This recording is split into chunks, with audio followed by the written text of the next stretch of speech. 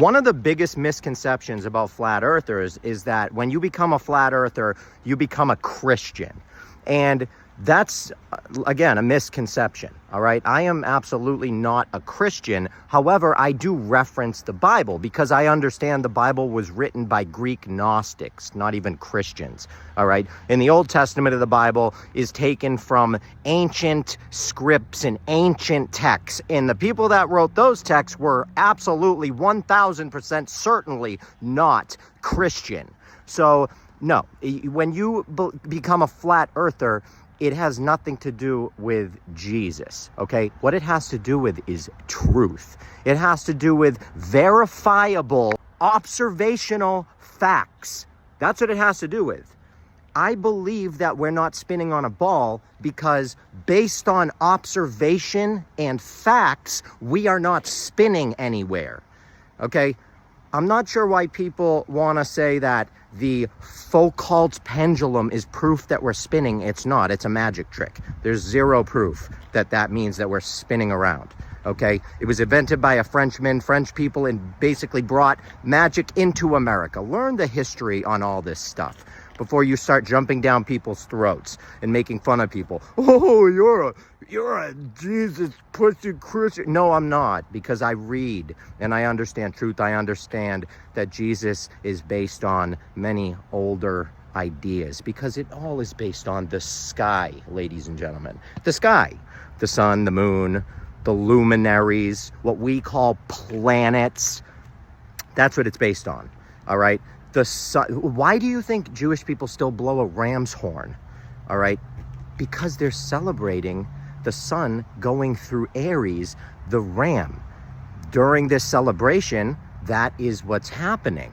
It's in the sky. The sun is going through Aries, so the Jewish people celebrate and they blow their ram's horn. We're talking about the sky. It's always been about the sky. So when you understand that, and you understand if it's about the sky, if all these religions and ideas are about the sky and the stars and the planets, then how are we endlessly going through a galaxy? Wouldn't we be seeing different stars and different things?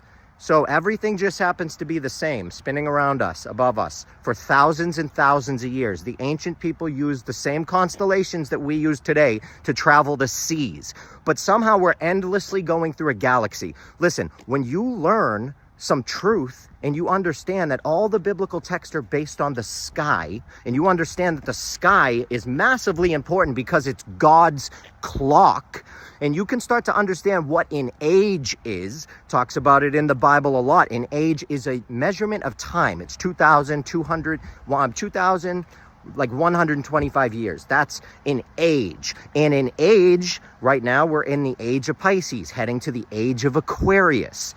Okay? Before, we were in the age of Aries, and we went into the age of Pisces. And before Aries, when Moses came down the mountain, he was angry because the Israelites did not want to worship the new way. They were worshiping a golden calf. The golden calf is the sun in the age of the bull. A calf is a bull. The sun in the age of the bull.